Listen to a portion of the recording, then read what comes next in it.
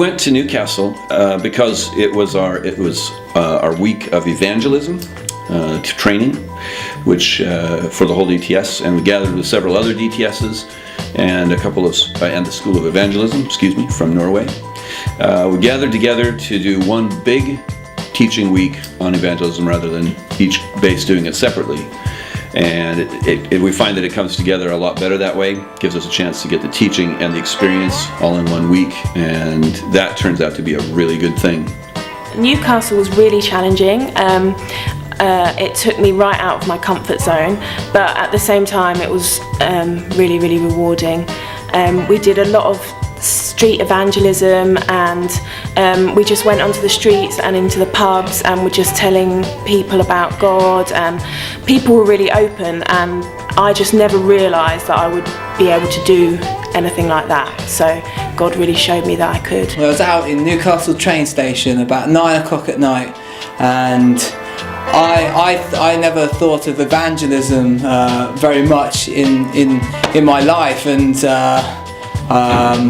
and we went out there. We were just going out there in teams and just loving the people of Newcastle in there, and we were just able to chat with people and just pray with people. Newcastle was absolutely fantastic. It was really challenging. It really stretched me, put me out of my comfort zone, but at the same time it really just opened up my eyes to the world of evangelism and just showing God's love to the people.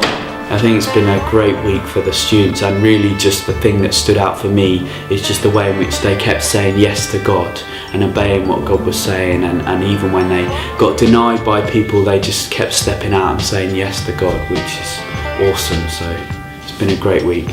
Newcastle taught about many things to me, like not be afraid of men and just have fear of God, and also to share the word to the people and love them.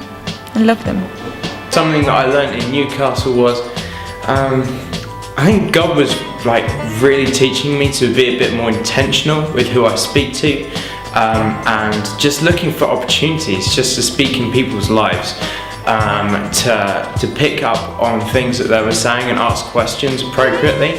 On Thursday, I had some really great times out on the streets. One of my favourite moments was praying for a meal for a homeless guy called Peter, and I told him that God wanted to provide a meal for him, and God did, and that was really epic.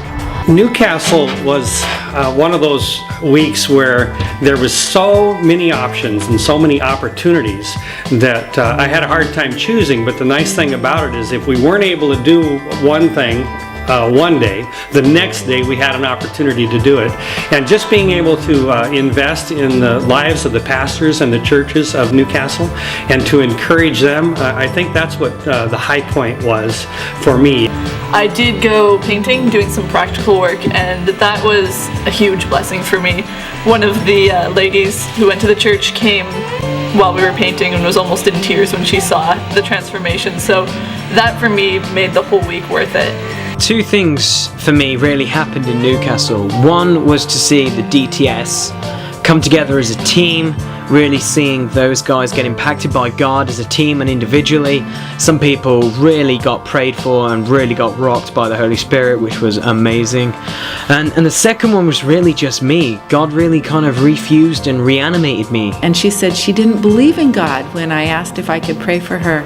And I said, that's okay, God believes in you. And then I asked what was wrong with her, and she had a whole bunch of physical problems. And so I prayed for her physical problems, and then I asked her to test out one of her shoulder problems, and she said she still had the pain. And then Sue prayed for the other gal, Brenda, and she was depressed, and actually Margaret was depressed too. And so after Sue prayed, then Brenda says, well, then I felt something. I physically felt something when you prayed for me. And Margaret said, so did I when I was prayed for. And then Margaret, the one that said that she didn't believe in God, was starting to talk to her friend Brenda about what church they could attend when they went back home. And they were very much encouraged, and I just wanted to give Margaret a Bible. So the only Bible I had was an electronic Bible, and so I gave her my electronic Bible. I showed her how to use it, and she was very much touched in her heart. She said, "You can't give this to me. It's too expensive." And I said, "No, Jesus wants you to have this Bible, and he wants you to start reading in Mark." And she was very much touched, and she says, "I have found kind people in Newcastle."